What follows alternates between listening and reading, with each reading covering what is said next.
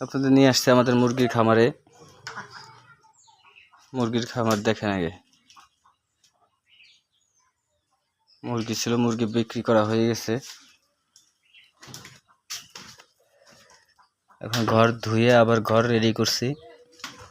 মুরগি কয়েকদিনের মধ্যে আবার উঠবে ইনশাল্লাহ।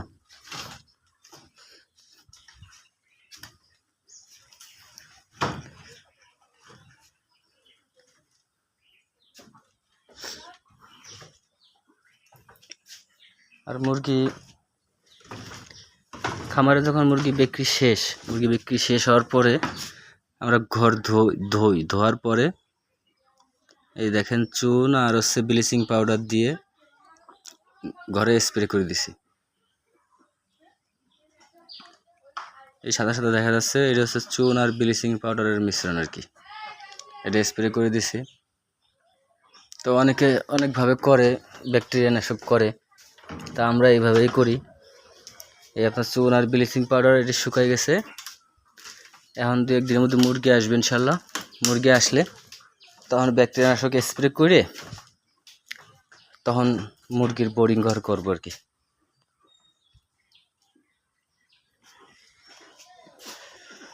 আর এই দেখেন খাবারের পর আর পানির পর ধুয়ে রাখছি। মুরগি বিক্রি শেষ, ঘর ধোয়ার সাথে অবশ্যই খাবারের পট এবং পানির পট যেটা থাকবে মুরগির, এটি ধুয়ে ফেলতে হবে খুব ভালোভাবে। ভিতরে হাত দিয়ে পানির পট, বিশেষ করে পানির পটের ভিতরে শ্যাওলা হয়ে যায়, ময়লা হয় বেশি পানির পটের ভিতরে। তো পানির পটের ভিতরেরটা হচ্ছে বেশি পরিষ্কার করতে হবে ভিতরে হাত দিয়ে। আর আপনার যারা পুকুরের মধ্যে মুরগি চাষ করেন, বিশেষ করে পুকুরের উপর মুরগির খামার যাদের আছে, তারা দেখবেন যে খামার তলে যেন সুন্দরভাবে পরিষ্কার থাকে। দেখেন আমাদের খামারের তলে কত সুন্দর করে পরিষ্কার করে দিয়েছি, পুরো পুকুরই পরিষ্কার করে দিয়েছি। তা না হলে আবার ওই নিচে যদি ময়লা থাকে, ওই ময়লার উপরে এই গ্যাস হয়ে যায় ময়লায়। এই জন্য যতটা সম্ভব পরিষ্কার রাখা যায় তত পরিষ্কার রাখতে হবে।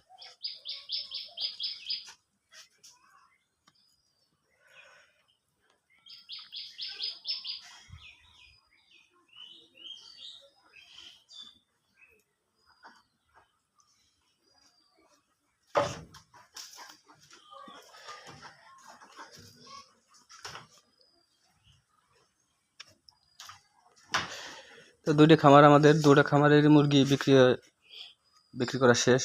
এইটা রেডি আছে, এইটা বাচ্চা অর্ডার দেব। আর একটা খামার আছে, ওইটা আর কয়েকদিন পরে আর কি বাচ্চা আসবে। তা বাচ্চা যখন উঠাবো, বোরিং কিভাবে করি, বোরিং করার সময় থেকে বাচ্চা বিক্রি পর্যন্ত ইনশাল্লাহ আপনাদের দেখাবো সব প্রসেস কিভাবে কি করি।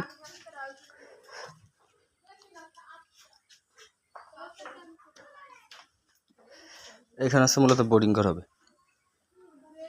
এখানে বোরিং করব, তারপর আস্তে আস্তে ওদিকে বাচ্চা বাড়বে।